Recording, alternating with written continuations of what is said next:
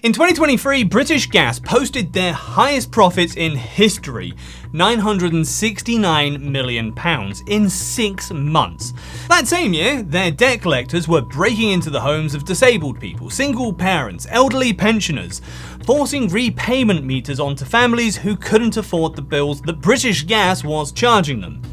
One of those debt collectors, caught on hidden camera by a Times journalist, said, "I love this bit." Which bit? This bit. I love this bit. Breaking into a vulnerable person's home. Exciting. Lovely job satisfaction. When the CEO of British Gas's parent company was asked to justify his £8.2 million pay packet, he said, on live TV, "You can't justify a salary of that size. It's impossible to justify."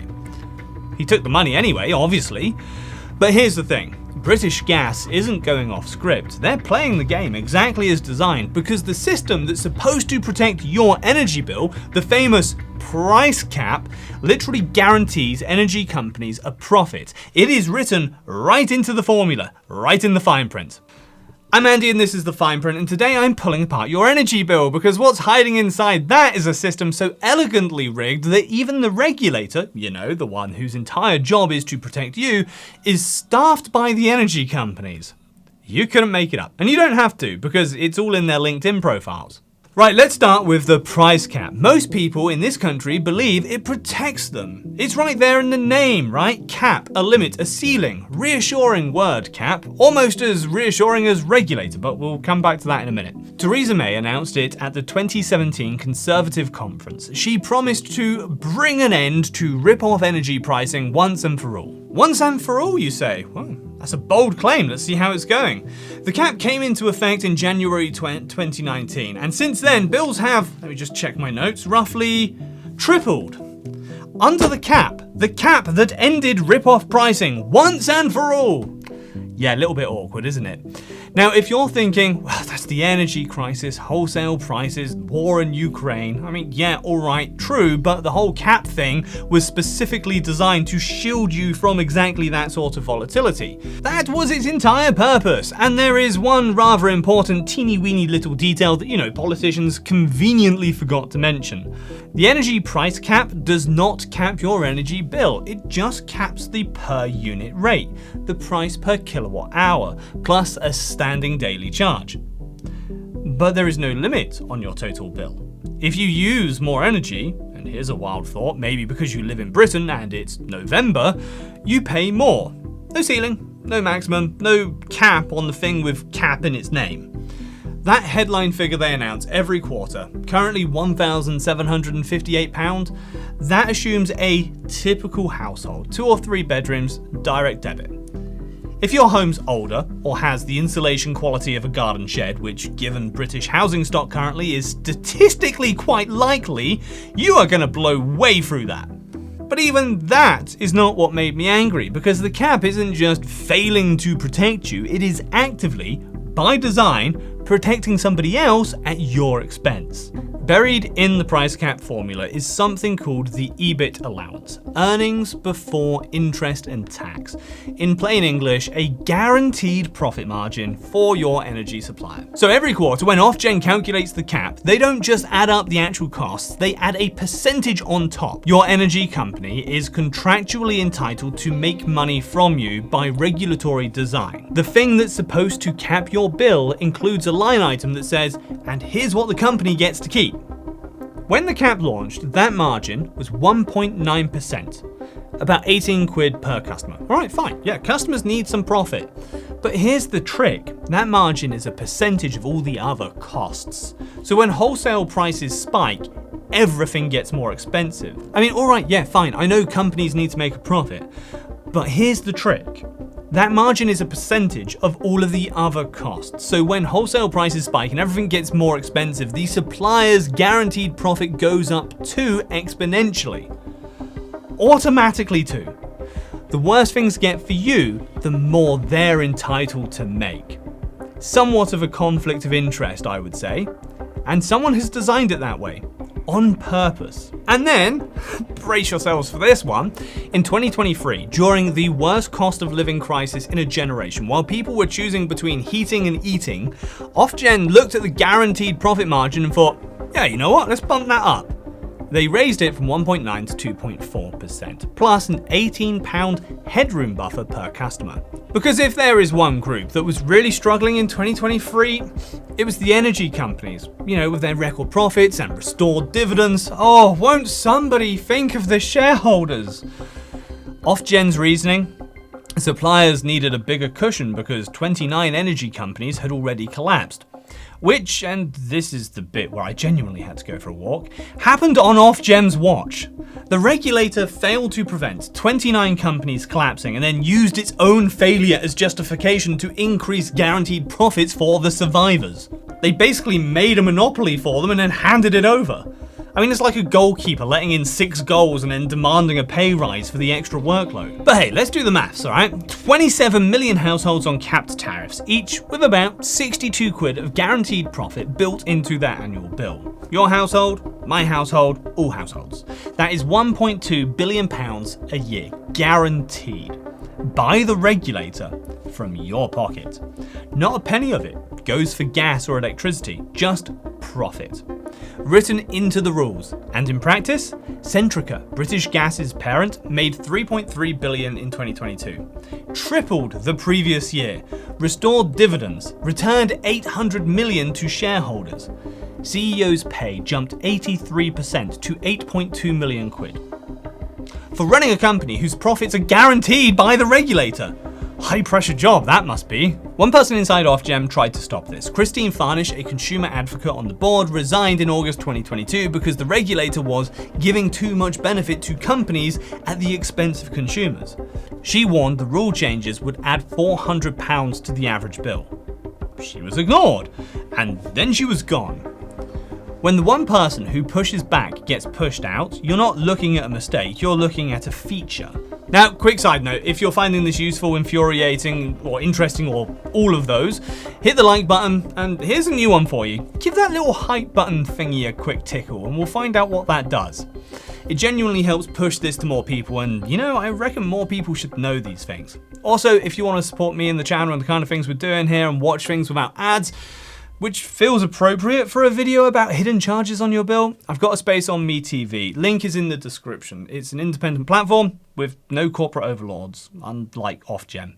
Right, anyway, back to it. Because the guaranteed supplier profit, that's just one layer. There's another set of companies pulling even more money out of your bill. Companies most people have never heard of, owned by people who have never set foot in this country. Look at your energy bill. Not the big number. The line that says standing charge. That is a flat daily fee you pay regardless of how much energy you use.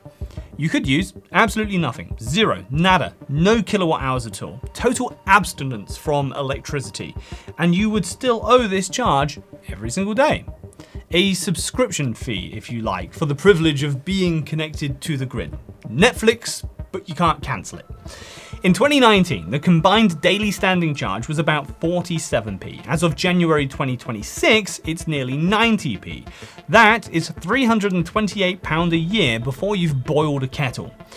For the poorest 10% of households, that represents 41% of their entire energy budget, nearly halfway through their money before the heating's even come on. 41%, just to stand in the cold. So where does it all go? Mostly to the companies that own the wires under the street. Distribution network operators, DNOs. Regulated monopolies, no competition. Their wire or no wire. And Ofgem sets their profit. 2% in UK pension funds, 2%. The biggest electricity network, UK Power Networks, 8 million customers, is owned by CK Infrastructure, controlled by Hong Kong billionaire Li Ka-shing. Bought it for $5.5 billion in 2010. Then extracted over $2 billion in dividends since. Business now valued at $15 billion. Tripled his money. You funded it. Lovely return if you can get it. The largest gas network, Cadent, 11 million homes, is owned by a consortium including the sovereign wealth funds of China and Qatar. The pipes carrying gas into your home are owned by China and Qatar. And Ofgem guarantees these owners 5.7 to 6.1% return on equity. I can't even get that from my pension fund. For a monopoly with zero risk. Government bonds pay about 4%. These lot get 50% more guaranteed for owning infrastructure built with public money before privatization sold it off. You paid to build it. You paid when they sold it, and now you're paying them to own it. It's a perfect hat trick for them. Citizens Advice found network companies made £4 billion in excess profits between 2021 and 2024. Excess. Above and beyond what even Ofgem's generous framework intended, because Ofgem let them charge you for high interest rates on debt they'd already locked in at low fixed rates, charging you for borrowing costs that they weren't actually incurring. That's just fraud with spreadsheets, isn't it? And here's a bit that got me, got the old grey matter, tingling away. That $4 billion in excess profits almost exactly matches the $3.8 billion in household energy debt that's built up over the same period. You reckon it's their windfall and your debt? I mean, come on, nearly to the penny. I've been staring at those two numbers and I still don't have a clever way to frame it. It's just that. Oh, and those 29 suppliers that collapsed. The $2.7 billion cleanup cost was loaded onto your standing charge. Flat fee. Same whether you're a pensioner in a one-bed or a hedge fund manager in Chelsea. Ofgem failed to regulate companies. Oh, and those 29 suppliers that collapsed? Well, the $2.7 billion cleanup cost was loaded onto your standing charge, a flat fee. So it's the same whether you're a pensioner in a one-bed or a hedge fund manager in Chelsea. Ofgem failed to regulate, companies collapsed, and you personally paid about 100 quid towards the mess. You're welcome. So, the formula's rigged. Infrastructure sold to foreign billionaires. Standing charge is a toll that you can't escape. Which does raise a fairly obvious question. Who are these people at Ofgem? Whose side are they actually on? Oh, strap in, because this is the bit that gets good. Let me tell you about Daniel Norton. In November 2021, Ofgem hired Norton as Director of Price Cap Policy, the person responsible for the formula that determines how much you pay and how much your supplier keeps. One of the most important consumer protection roles in the country. Before joining Ofgem, Norton was Strategy Director at British Gas, working for Centrica, the company whose profits the price cap directly determined. Before that, he was Commercial Director at Colorado Energy, which collapsed the same month he joined Ofgem, costing taxpayers 6.6 million quid. Pretty strong start. But it gets better, and by better I mean worse, of course. According to his own LinkedIn, spotted by Open Democracy, because he posted about it publicly, Norton boasted that while at Centrica he helped win a court case against Ofgem. Overturned a price cap adjustment that cost Centrica £70 million. He fought the regulator, he beat the regulator, he cost them 70 million quid, and then he became the regulator.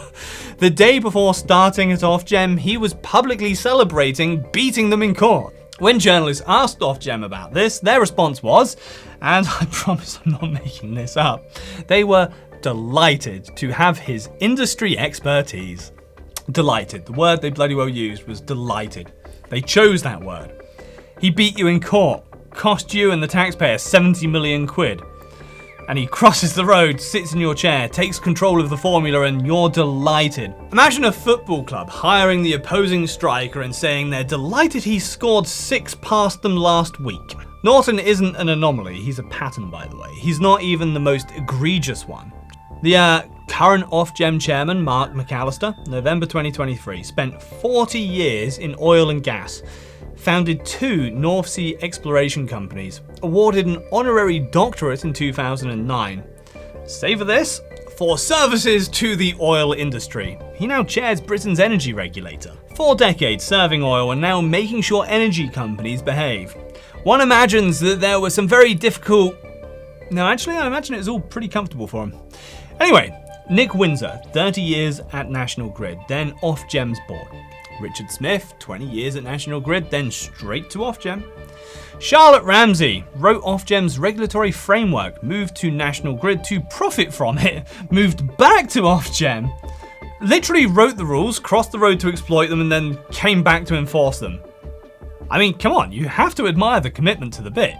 5 staff in charge of electricity markets and carbon trading came directly from Shell. Former BP UK chairman was appointed to the business department while still on BP's board. Still on the board of BP while overseeing energy policies. In what universe is that acceptable? This isn't speculation, it's on their LinkedIn profiles. Same names, every time. The people setting the rules are the people who profit from them. It's just a revolving door that nobody even pretends is locked anymore. So, formula, rigged. Returns, guaranteed. Infrastructure, owned abroad. Regulator, staffed by the industry. That is the system behind your bill. And what happens to the people on the other end? The ones who can't afford the bill that were designed against them from the very start? Well, this is why I'm going to drop the sarcasm, because what comes next isn't funny. Barbara Bolton was 87. She lived in Bury, Greater Manchester. In the winter of 2022, as prices hit record highs under the cap that was supposed to protect her, Barbara stopped turning on her heating. Her family bought her electric heaters, begged her to use them, told her not to worry about the cost. But she was too afraid. In December, her grandson found her slumped at her kitchen table, hypothermic, body temperature 28 degrees. She died in hospital from pneumonia brought on from that cold. The coroner recorded she had deliberately not heated her home for fear of high energy bills. 87 years old, modern Britain, froze to death in her kitchen because she was frightened of the bill. Nearly 5,000 people die every year from cold homes. 45 a day, that is, every winter. That's not a developing or third world statistic. No, that is here, that is us. And for the poorest, the ones on repayment meters, the system reserved its worst. In 2022, energy companies obtained 94,000 court warrants to break into people's homes and force fit prepayment meters. 1,000 a day, rubber stamped by magistrates that were handed spreadsheets of hundreds of cases and then approved all of them in 15 minutes. Some took seconds to authorize breaking into someone's home. The targets were, of course, overwhelmingly vulnerable single parents, people with severe mental health conditions, disabled people whose wheelchairs and ventilators run on a power supply that would cut off the moment the credit ran out. Once on a prepayment meter, when the money's gone, the power's gone. No warning, it just turns off. In 2022, 3.2 million people self-disconnected. One person every 10 seconds sitting in the cold and dark. In the 6th richest country on earth. Ofgem had received 700,000 complaints about debt treatment in 5 years. 40,000 about prepayment meters in 2022 alone. They didn't act until a Times journalist put it on the front page. Then, suddenly, they were shocked! So hold both of these in your head at the same time. On one side, a price cap guaranteeing 1.2 billion a year in profit. Network monopolies owned by Hong Kong billionaires extracting billions more. A regulator chaired by a man with 40 years in oil. A price cap director who celebrated beating the regulator in court the day before joining it. A CEO who made 8.2 million and said he couldn't justify it. And on the other side, Barbara Bolton, 87, dead of hypothermia in her kitchen. 5,000 a year from cold homes, 3 million sitting in the dark, debt collectors kicking in doors and calling it the exciting bit. Same story, same machine. One side gets guaranteed returns, the other gets prepayment meters and a court warrant. The regulator, the one body supposed to stand between them, was designed by one side, staffed by one side, and funded by the other. The system works exactly as designed. It's just not designed for you. I'm Andy. This has been The Fine Print. Subscribe if you want more, because we do this every week.